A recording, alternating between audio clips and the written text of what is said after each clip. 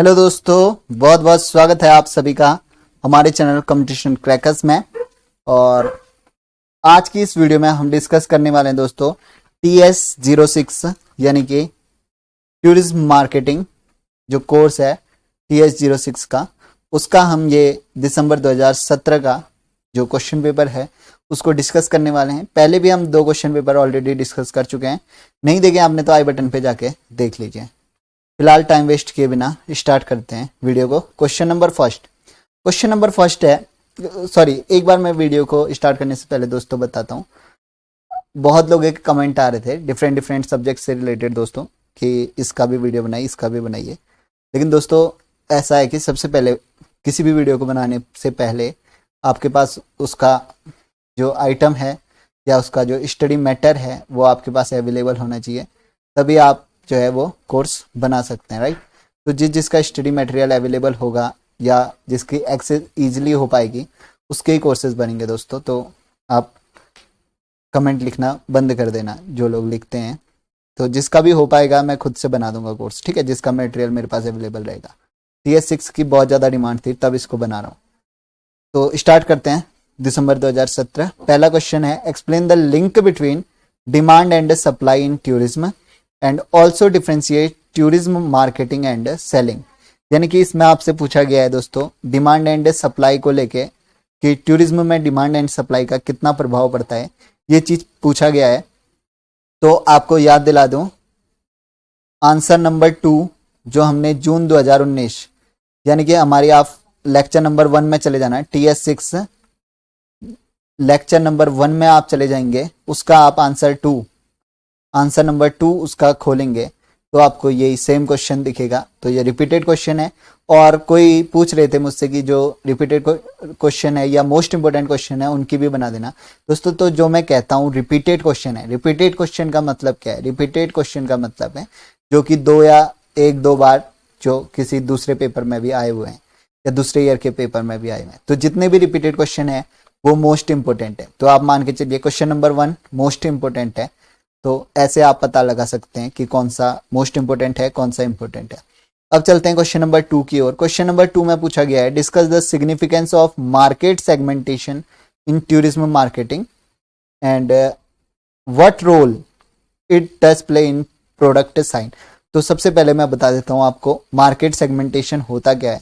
Market segmentation means इस पूरी की पूरी मार्केट में, कंप्लीट मार्केट में, ठीक है, कंप्लीट मार्केट में आपको अपनी जो टारगेटेड ऑडियंस है या टारगेटेड कस्टमर्स हैं या आइडियल कस्टमर्स आपके जो हैं, आइडियल कस्टमर्स को आप जब आइडेंटिफाई करते हैं और उनके पोटेंशियल को पहचानते हैं कि कितना पोटेंशियल आपके जो कस्टमर्स हैं उनमें है, कितना वो किसी चीज़ के लिए पे कर सकते हैं, क्या उनको प्रोडक्ट वैल्यू चाहिए, ये सारी चीज़ें जब आप निकालने की कोशिश करते हैं तो उसको ही कहा जाता है मार्केट सेगमेंटेशन। और ये मार्केट सेगमेंटेशन 3 चीज़ों के बेसिस पे किया जाता है, demographic segmentation, behavioural segmentation, geographical segmentation. अब ये 3 सेगमेंटेशन क्या हैं वो मैं आपको बता देता हूं। हमने ये पहले ही डिस्कस कर दिया इन तीनों सेगमेंटेशन के बारे में दिसंबर 2018 यानी कि लेक्चर नंबर 2 में आप चले जाइए। जो हमने लेक्चर नंबर 2 बनाया है ये लेक्चर नंबर 3 है, इससे पिछला लेक्चर आप देखिए, उसका आप आंसर नंबर 1, ठीक है, आंसर नंबर 1 देखना उसका, तो आपको यही क्वेश्चन दिख जाएगा। तो ये भी एक रिपीटेड क्वेश्चन है मार्केट सेगमेंटेशन का, ठीक है। तो ये आपको आंसर नंबर 1 में दिसंबर 2018 के पेपर यानी कि लेक्चर नंबर 2 में आपको मिल जाएगा, वहाँ से आप इसका सेगमेंटेशन कर सकते हैं। मार्केट सेगमेंटेशन क्या होता है मैंने बता दिया, अपने पोटेंशियल कस्टमर, अपने आइडियल कस्टमर या अपने कंज्यूमर्स को पहचानना और उनकी पोटेंशियल वैल्यू को जानते हुए प्रोडक्ट डिजाइन करना, इसको कहते हैं मार्केट सेगमेंटेशन। अब क्वेश्चन नंबर 3 है, discuss the emerging trend of domestic tourism in India. तो इंडिया में डोमेस्टिक टूरिज्म का किस तरीके से इमर्ज हो रहा है, किस तरीके से वो डेवलप हो रहा है, वो चीज़ देखेंगे। सबसे पहले समझ लेते हैं आखिर डोमेस्टिक टूरिज्म होता क्या है। डोमेस्टिक टूरिज्म का मीन्स होता है दोस्तों, अपने ही रेजिडेंस या अपने ही देश के लोग जब अपने ही देश में घूमते हैं तो उसको डोमेस्टिक टूरिज्म कहा जाता है। यानी कि अगर हम एक इंटर स्टेट मूवमेंट करेंगे, यानी कि एक स्टेट से घूमने, ट्रैवल करने, हॉलीडेज मनाने दूसरे स्टेट जाएंगे, दूसरे स्टेट वाले हमारे स्टेट आएंगे, तो ये क्या है, इंटर स्टेट मूवमेंट या इंटर स्टेट मूवमेंट है। तो इसी इंटर स्टेट मूवमेंट को, इंटर स्टेट मूवमेंट या इसी इंटर स्टेट ट्रैवलिंग को डोमेस्टिक टूरिज्म कहा जाता है दोस्तों। अब डोमेस्टिक टूरिज्म का किस तरीके से डेवलप कर रहे हैं दोस्तों, देखो कुछ तो ऐसे राज्य हैं या कुछ तो ऐसी प्लेसेस हैं, डेस्टिनेशन प्लेसेस हैं जहां बहुत फेमस चीजें हैं, जहां हमारी हेरिटेज हैं बहुत सारी, जैसे कि आगरा में ताजमहल, दिल्ली में बहुत सारी हेरिटेज हैं, कुतुब मीनार वगैरह। लेकिन कुछ ऐसी भी जगहें हैं दोस्तों जहां पर हेरिटेज तो नहीं है, बट उन जगहों को एज हमने एडवेंचर टूर के लिए उन जगहों को हमने तय कर दिया है। जैसे कि हम बात करते हैं कुछ हिमालयी राज्य में जो है कुछ ऐसे राज्य हैं जहां पर अभी हेरिटेज नहीं बने हुए हैं, कोई ऐसी खास चीज नहीं है, बट लोग यहाँ पर माउंटेनिंग करने, रॉक क्लाइंबिंग करने, रिवर राफ्टिंग करने इत्यादि चीजें करने के लिए यहाँ पर आते हैं। तो एडवेंचर बेसिस पे हमने क्या कर दिया है, टूरिज्म को क्या करा है, इवॉल्व किया है। और अभी आज की डेट में सबसे ज्यादा लोग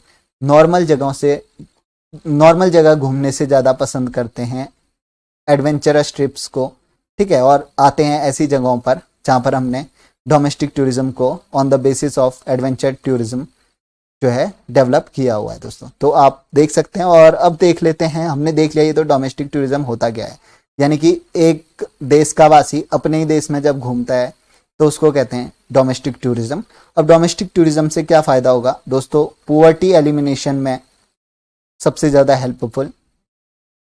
पुअर्टी एलिमिनेशन किस प्रकार से, सपोज कोई आदमी है और उसके पास बहुत पैसा है और वो घूमना चाहता है, तो सपोज वो पेरिस चले जाता है, तो वो अपना जो अमाउंट है जो उसने कमाया हुआ है वो स्पेंड करने पेरिस जा रहा है, तो कहीं ना कहीं जो फ्रांस की इकोनॉमी पे हेल्प करेगा।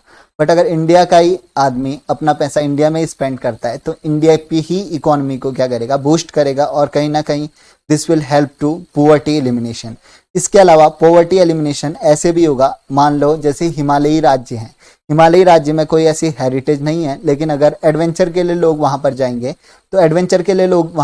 तो उस जगह को क्या मिलेगा, पैसा मिलेगा, तो उससे भी पॉवर्टी एलिमिनेशन होगी। और जिस जगह पर आप जा रहे हैं तो आप वहां के लोकल इनहिबिटर्स या लोकल लोगों की जरूर से हेल्प लेंगे, ताकि वो आपको गाइड प्रोवाइड करें कि आपको किस रास्ते जाना है, किस प्रकार से जाना है, क्या क्या आपको सुरक्षा के इंतजाम करने होंगे, कुछ वार्निंग्स वो आपको देंगे और आपके साथ आएंगे वो, और बदले में आप उनको क्या देंगे, कुछ मनी देंगे। तो कहीं ना कहीं एम्प्लॉयमेंट प्रोवाइड कराता है to the local peoples, local inhibitors, और इस प्रकार से भी पॉवर्टी एलिमिनेशन करता है।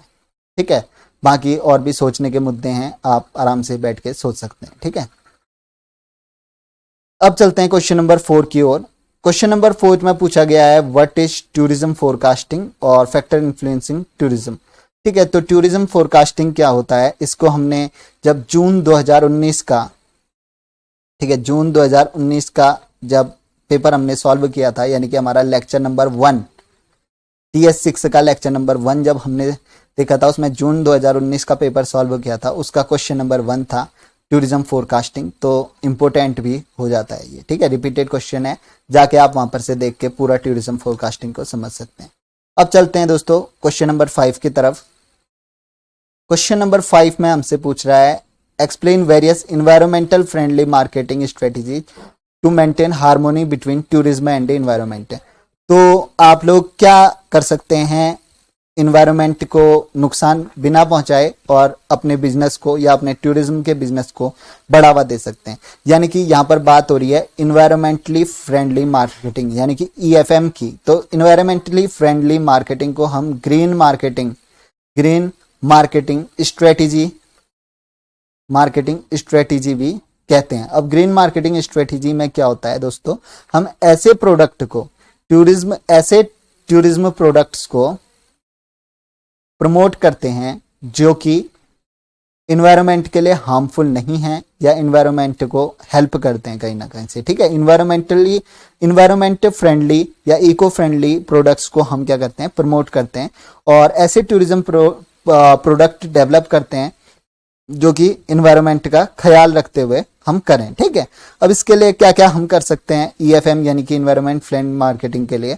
सबसे पहले तो इन्वायरमेंटल रिसोर्सेज को हमने क्या करना है, बर्बाद नहीं करना है, उनका ऑप्टिमल यूज करना है।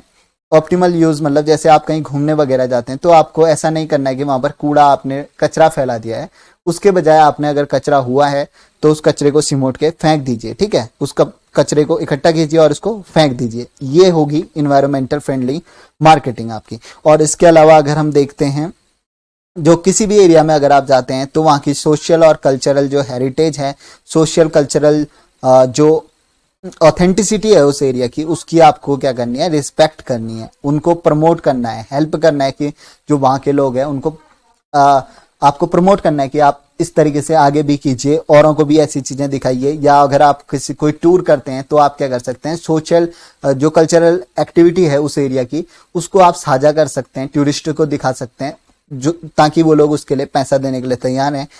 जो टूरिस्ट हैं वो क्या करेंगे, किसी भी एरिया के कल्चरल और जो ट्रेडिशनल एक्टिविटीज होंगी उनको देखने के लिए जरूर से पैसा देंगे। तो आपको भी फायदा हो जाएगा और वहां के लोकल इनिबिटर्स को भी फायदा हो जाएगा, और कहीं ना कहीं आपकी भी मार्केटिंग हो रही है और ये इन्वायरमेंट फ्रेंडली मार्केटिंग है। उसके अलावा आपको जो होस्ट कम्युनिटी है, यानी कि सपोज जो भी आपकी होस्ट कम्युनिटी है, जिस भी एरिया में जा रहे हैं वहां के लोकल इनिबिटर्स वगैरह हैं, उनको क्या करना है, इनकम या अर्निंग के सोर्स देने हैं। ठीक है, ऐसा नहीं कि आप बाहर से गाइड ला रहे हैं और उनको आप ज्यादा पे कर रहे हैं। उससे बेहतर है कि आप लोकल इनिबिटर्स को पकड़िए, चार्ज भी आपको कम लेंगे वो, और इसके अलावा जो लोकल इनिबिटर्स होंगे वो उस एरिया की ज्यादा इंफॉर्मेशन भी रखते होंगे, ज्यादा इंफॉर्मेशन आपके टूरिस्ट को भी दे पाएंगे, और साथ ही साथ उनकी भी इनकम जनरेट हो पाएगी, और आप टोटली इन्वायरमेंटल फ्रेंडली काम करेंगे क्योंकि वो अपने इन्वायरमेंट को नुकसान नहीं पहुंचाएंगे। ठीक है, तो ये चीज है। इस तरीके से क्या कर सकते हैं आप, हार्मोनी जनरेट कर सकते हैं between the environment and marketing. अब आप और भी चीजें इसमें सोच सकते हैं कि किस प्रकार के प्रोडक्ट डिलीवर किए जाएं जिससे कि इन्वायरमेंट को खतरा ना हो।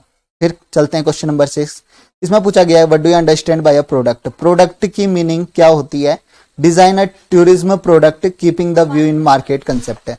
अब और आपको बताना है कि एक टूरिज्म प्रोडक्ट, ठीक है, जो कि मार्केट में अच्छा खासा चल जाए। अब सबसे पहले तो हमने प्रोडक्ट की बात कर रहे हैं, तो प्रोडक्ट क्या होता है दोस्तों, ऐसी वस्तु जो कि सेल करने के लिए बनी हो, सेल करने के लिए रेडी हो, और आपको कुछ मनी या मार्केट वैल्यू मनी प्रोवाइड करे, तो उसको क्या कहते हैं, प्रोडक्ट कहते हैं। या प्रोडक्ट मीन्स ऐसी वस्तु जो कि मार्केट में आई हो फॉर द कंजम्पशन पर्पज। ठीक है, यानी कि जो यूजर है उसका कंजम्पशन कर सके, उसके लिए जो वस्तु आती है उसको हम क्या कहते हैं, प्रोडक्ट कहते हैं। ठीक है, अब आपसे पूछा गया है कि क्या क्या ऐसे टूरिज्म प्रोडक्ट्स हो सकते हैं मार्केट वैल्यू को देखते हुए। ठीक है, अब टूरिज्म प्रोडक्ट मींस टूरिज्म के दौरान जो भी आप प्रोडक्ट टूरिस्ट्स को ऑफर करते हैं। ठीक है, आपके वहां जो भी टूरिस्ट आया उसको आपने कोई सर्विस ऑफर करी, प्रोडक्ट ऑफर करा, और उसके बदले में उन्होंने आपको मनी दी या कॉस्ट ली आपने, ठीक है, उसके बदले में। तो आप क्या क्या कर सकते हैं, अगर आज के सिनेरियो में देखें हम दोस्तों, तो सबसे पहले जो लोग हैं वो काफी उत्सुक रहते हैं रहस्यों के बारे में जानने के लिए, तो हम उनको म्यूजियम्स प्रोवाइड करा सकते हैं। ठीक है, उनके लिए कैजिनोज खोल सकते हैं ताकि वो अपना गैम्बलिंग का काम भी जारी रख सके वहां आगे, मतलब कि सब मिला के उनका एंटरटेनमेंट हो सके। उसके अलावा हम थीम पार्क्स वहां पर बना सकते हैं, फ्लावर पार्क, थीम पार्क्स, ताकि उसको देखें लोग और उसके बदले आपको अच्छा खासा पैसा दें और खुश होकर लास्ट में टिप भी देके जाएं। साथ ही साथ हम ट्रेडिशनल आर्ट्स, जो कल्चरल चीजें हैं, उनको वहां पर शो कर सकते हैं और हेरिटेजेस को उनको दिखा सकते हैं, और बदले में वो हमें खुश होकर पैसा तो देंगे ही, उसके साथ टिप्स भी देंगे। तो यही चीज है दोस्तों, प्रोडक्ट मीन्स ऐसी चीज जो रेडी है सेलिंग के लिए और आपको मनी प्रोवाइड करेगी। और हमने देख लिया कि टूरिज्म के रिलेटेड ऐसे क्या क्या प्रोडक्ट हो सकते हैं, म्यूजियम्स वगैरह, ग्रीन पार्क्स, ये सारी फैसिलिटीज और सर्विसेज आप कंज्यूमर्स को दें और उनको खुश करके उनका दिल जीत लें। अब चलते हैं क्वेश्चन नंबर 7 की ओर। क्वेश्चन नंबर 7 में पूछा गया है, right the essay on roll of seasonality in tourism market, यानी कि सीजनैलिटी इन टूरिज्म मार्केट। टूरिज्म मार्केट में सीजनलिटी यानी कि सीजन्स का कितना प्रभाव पड़ता है। तो सीजन्स दोस्तों मेन चीज होती हैं जिनका कि इम्पैक्ट पड़ता है इकोनॉमी में, इकोनॉमिकली, इकोलॉजिकली और सोशली। ठीक है, इकोनॉमिकली, इकोलॉजिकली और सोशली जो सीजनैलिटी है उसका प्रभाव पड़ता है। ठीक है, अब कैसे प्रभाव पड़ता है ये चीज आप देख लो। कहीं ना कहीं अगर सीजनैलिटी पे डिपेंड करता है आपका, अगर सीजनैलिटी अगर अच्छी नहीं चल रही होगी, सीजन वगैरह अच्छा नहीं चल रहा होगा, तो कहीं ना कहीं आपका टेम्परेरी डिस्टर्बेंस रहता है। ठीक है, temporary, so the seasonality can temporarily disturb your travel business या टेम्पोरेरली डिस्ट्रैक्ट टूरिज्म मार्केटिंग। ठीक है, अब कैसे डिस्ट्रैक्ट कर सकती है वो देख लेते हैं। सबसे पहले तो कभी कभी ऐसा होता है दोस्तों, सपोज आप किसी एरिया में एक पैकेज तैयार करते हैं वहां टूरिस्ट को बुलाने के लिए, लेकिन सपोज करो वहां की रोड कंडीशंस अच्छी नहीं है या उस रोड में बहुत हाई ट्रैफिक रहता है, तो लोग अपना घटिया एक्सपीरियंस या अपना टाइम बर्बाद करने के लिए वहां पर कभी नहीं आएंगे। तो इससे भी आपकी प्रभाव पड़ेगी। खासकर ये चीजें आपको देखने को मिलती हैं बरसात के मौसम में दोस्तों। जब बरसात का मौसम रहता है तो condition of roads are not well, तो कहीं ना कहीं आपका जो टूरिज्म बिजनेस है या टूरिज्म मार्केटिंग है उसको प्रभाव करेगा।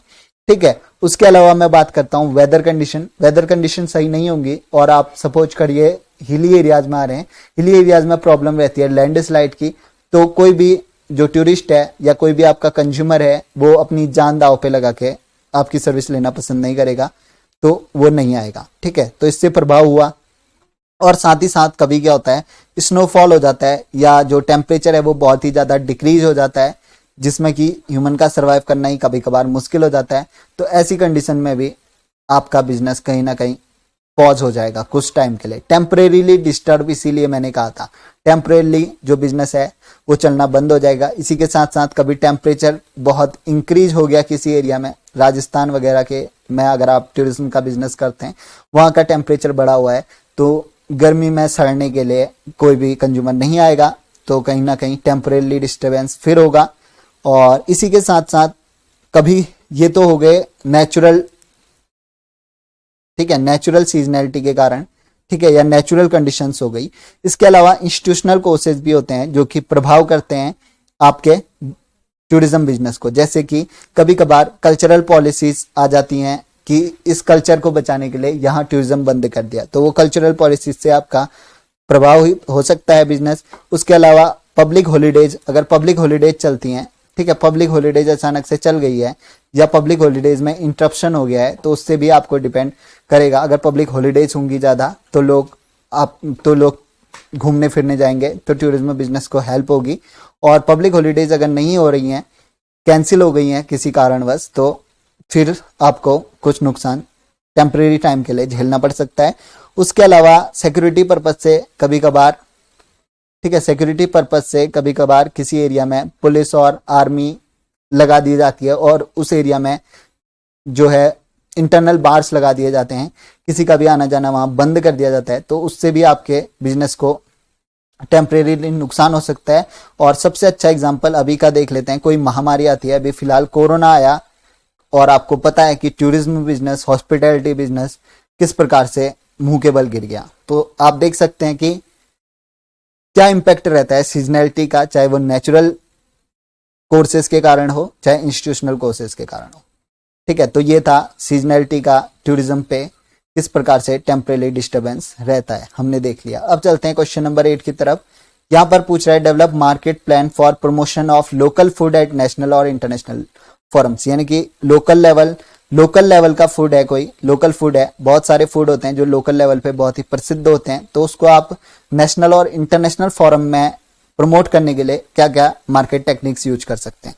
तो इसके लिए दोस्तों सबसे पहला और सबसे आसान काम आप कर सकते हैं, आप इस प्रोडक्ट की प्रमोशन वेबसाइट या किसी सोशल मीडिया के थ्रू कर सकते हैं, ताकि इसकी रीच लोगों तक पहुंचे, लोगों को पता चले कि इस प्रकार का या इस नाम का कोई फूड आइटम भी अवेलेबल रहता है इस एरिया में।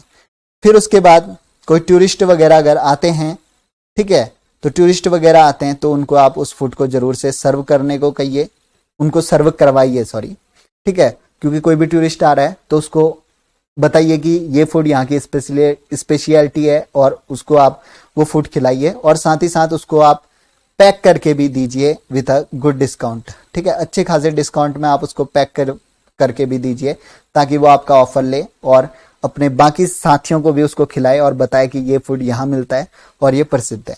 इसके अलावा तीसरा चीज आप कर सकते हैं, डेस्टिनेशन पॉइंट से आपको फूड को जोड़ देना है। डेस्टिनेशन पॉइंट से यानी कि जैसे किसी डिस्ट्रिक्ट का नाम लें और उसके नाम पे फूड का नाम लें, बहुत ही अच्छी चीज। जैसे कि यूपी बिहार में ये लिट्टी चोखा वाला जो सिनेरियो जिड़ा रहता है, ठीक है, तो नाम लेते ही उस चीज की याद आ जाती है। तो इस तरीके से किसी डेस्टिनेशन पॉइंट के साथ आप फूड आइटम को फिक्स कर दीजिए। उसके साथ ही कोई अगर बड़ा फेमस रेस्टोरेंट है, ठीक है, अच्छे एरिया का कोई फेमस रेस्टोरेंट है, वहां जाके आप उस फूड आइटम के बारे में बताइए और उस फूड आइटम को वहां पर मेन्यू में इंक्लूड करा दीजिए, ठीक है। और जो कभी कभार क्या होता है कि नेशनल फूड मेन्यूज बनते हैं, जिसमें कि जो फेमस फूड्स होते हैं जगहों के, ठीक है, सरकार रिपोर्ट वगैरह जारी करती है जिसमें सब जगहों के फेमस फूड्स के नाम लिखती है, तो उसमें भी कोशिश कीजिए कि उस फूड आइटम का नाम दर्ज कराया जाए। तो इन सारी चीजों को करके आप किसी लोकल फूड को प्रमोट कर सकते हैं नेशनल और इंटरनेशनल फोरम्स में या लेवल्स में। ऑलराइट, अब चलते हैं क्वेश्चन नंबर 9 की ओर। क्वेश्चन नंबर 9 में हमसे पूछ रहा है, explain various constituent of tourism industry along with contribution of each toward enhancing tourism experience। Alright, तो आप तो क्या क्या ऐसे कंस्टिट्यूएंट हो सकते हैं टूरिज्म में जो कि टूरिज्म को प्रमोट करने में हेल्प कर लेते हैं। तो बहुत सारे कॉन्स्टिट्यूएंट होते हैं टूरिज्म में, और अगर हम बात करें कुछ प्राइमरी कॉन्स्टिट्यूएंट की, प्राइमरी या कंपलसरी कॉन्स्टिट्यूएंट्स की, तो सबसे पहले टूरिज्म इंडस्ट्री में आ जाता है आपका ट्रांसपोर्ट। तो आपको कोशिश करनी होगी, अगर आपको टूरिज्म इंडस्ट्री को ग्रो कराना है या अच्छा एक्सपीरियंस प्रोवाइड कराना है टू द टूरिस्ट, तो कोशिश कीजिए कि जो आपकी ट्रांसपोर्ट फैसिलिटी हो वो काफ़ी अच्छी हो। और जो भी ट्रैवल एजेंट से आप बात करें और उनसे कहें कि जो कस्टमर्स है उनको बेहतरीन तरीके से, ठीक है, अच्छी सुविधा के साथ, बिल्कुल सिक्योरिटी के साथ उनको डेस्टिनेशन पे पहुंचाया जाए। और सेकंड चीज आप कर सकते हैं एकोमोडेशन से related. Accommodation means the services that are provided to the peoples there. अब एकोमोडेशन आप अच्छा प्रोवाइड कीजिए, this is the second constituent in tourism industry. आप अच्छी फैसिलिटी उनको प्रोवाइड करवाएंगे, होटल रूम अच्छा दिलवाएंगे, good quality furniture, cleanliness, easy access, hotel में इजी एक्सेस करवाएंगे आप, यानी कि उनको सब मिला के जितना उन्होंने पैसा दिया है उस हिसाब से आप सर्विस उनको प्रोवाइड कराएंगे। इसके साथ साथ थर्ड हो सकता है कैटरिंग या फूड सर्विसेज, ठीक है। फूड सर्विसेज यानी कि अच्छी क्वालिटी का फूड आप उनको देंगे, और ऐसा नहीं कि क्वालिटी अच्छी है तो प्राइस उसका हाइक कर देंगे। जितना आपके कंज्यूमर्स जो है वो पे कर सकते हैं उस हिसाब से आपको फूड और प्राइसेस उसकी रखनी है। ऐसा नहीं कि अगर आपके वहाँ मिडिल क्लास के लोग ज्यादा आते हैं और आप उनको कॉन्टिनेंटल फूड सर्व कर रहे हैं तो ऐसा नहीं होगा, उनको आप लोकल फूड वहां पर सर्व कीजिए with a precision in price, ठीक है। फिर बात करते हैं एंटरटेनमेंट की। तो जो भी लोग आते हैं आपके पास या आपके इंडस्ट्री में एज ए टूरिस्ट, तो आप उनको अच्छी इंटरटेनमेंट फैसिलिटी दीजिए, जैसे कि उनके रूम वगैरह में टीवी, रेडियो, इंटरनेट कनेक्शन जो कि अच्छी स्पीड में चले, ऐसी सारी सर्विसेज दीजिए ताकि जो कस्टमर है उसका मन लगा रहे। ऐसा ना हो कि वो बोर होके कभी ना आए, ठीक है। तो उसका मन लगा रहे, इंटरटेनमेंट सर्विसेज उनको अच्छी दो।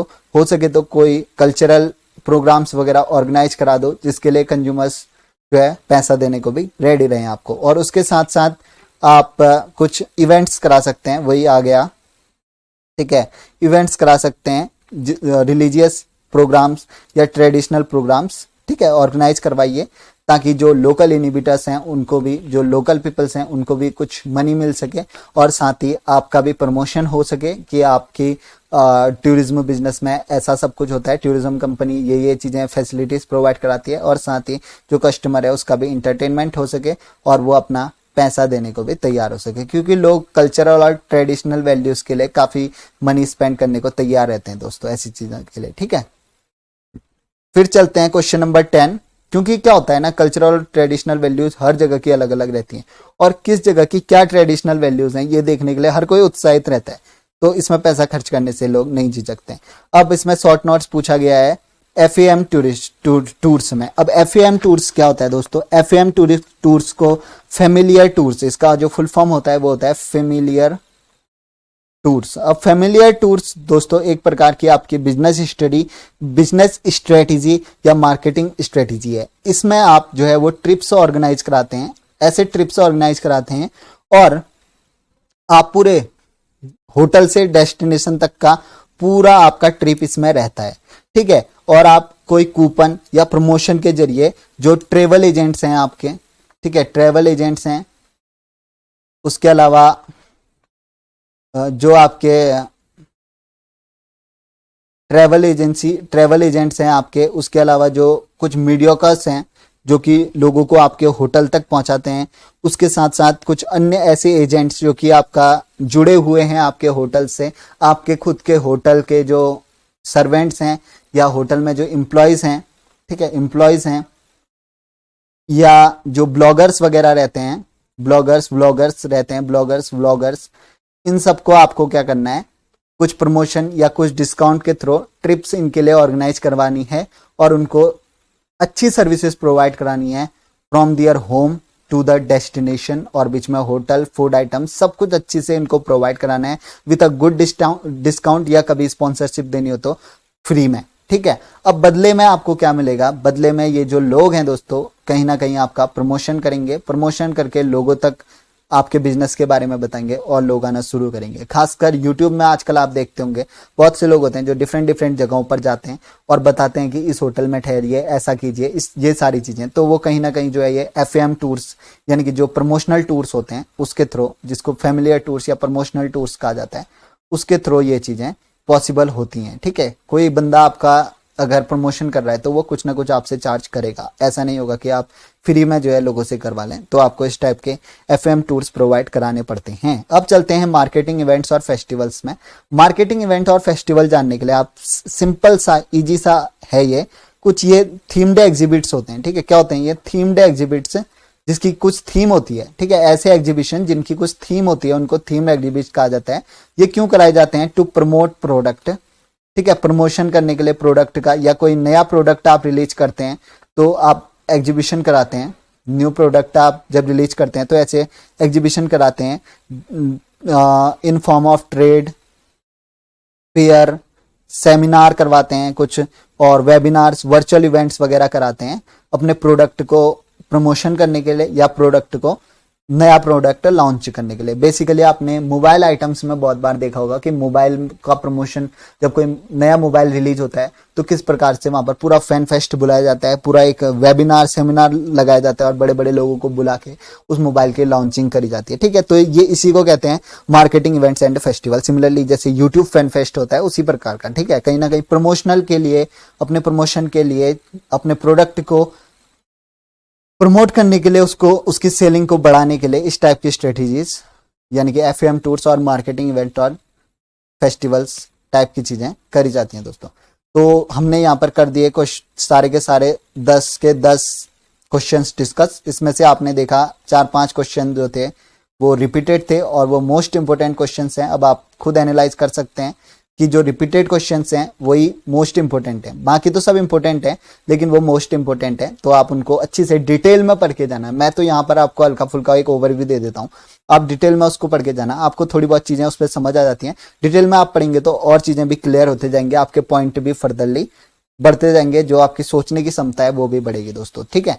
तो फिलहाल आज की इस वीडियो में इतना ही, सारे क्वेश्चन हमने डिस्कस कर लिए हैं। अगर अच्छी लगी हो वीडियो तो जरूर से इसको लाइक करना और शेयर जरूर करना विद अदर पीपल जो तैयारी कर रहे हैं TS6 की। अपने तक ही इसको मत रखना दोस्तों सीमित, बाकियों तक भी पहुंचाना, क्योंकि जब मैं एफर्ट कर रहा हूं आप लोगों के लिए तो शेयर आप जरूर करना, औरों तक भी सब तक पहुंच जाए यार, सबका फायदा होना चाहिए, खत्म बात, ठीक है। तो शेयर कर देना और साथ ही साथ आप चाहें तो चैनल को सब्सक्राइब भी कर सकते हैं, बेल नोटिफिकेशन भी प्रेस करना। एक और वीडियो, ठीक है, जिसमें कि हम रैंडमली मैंने पिक किया था दिसंबर 2016 का पेपर, उसमें हम डिस्कस करेंगे नेक्स्ट वीडियो में, तो वो भी आएगी। और उसके बाद हमारे कहीं ना कहीं 40 क्वेश्चंस हमारे हो जाते हैं और इसमें से सिर्फ हमें 10 ही क्वेश्चंस आने हैं। तो कहीं ना कहीं आप देखेंगे कितने क्वेश्चन रिपीटेड हो रहे हैं, आपने देख लिया है, तो कहीं ना कहीं आपका पेपर 70 से 80% पेपर आपका यहाँ पर से कवर हो ही जाएगा, ठीक है। बाकी आप अपने तर्किक क्षमता को यूज करके, अपनी बौद्धिक क्षमता को यूज करके, अपने पॉइंट सोच के ठीक है, गलत पॉइंट नहीं सोच रहे हो यार आप, क्रिएटिव चीज है, आपको सोचना है और लिखना है, क्या क्या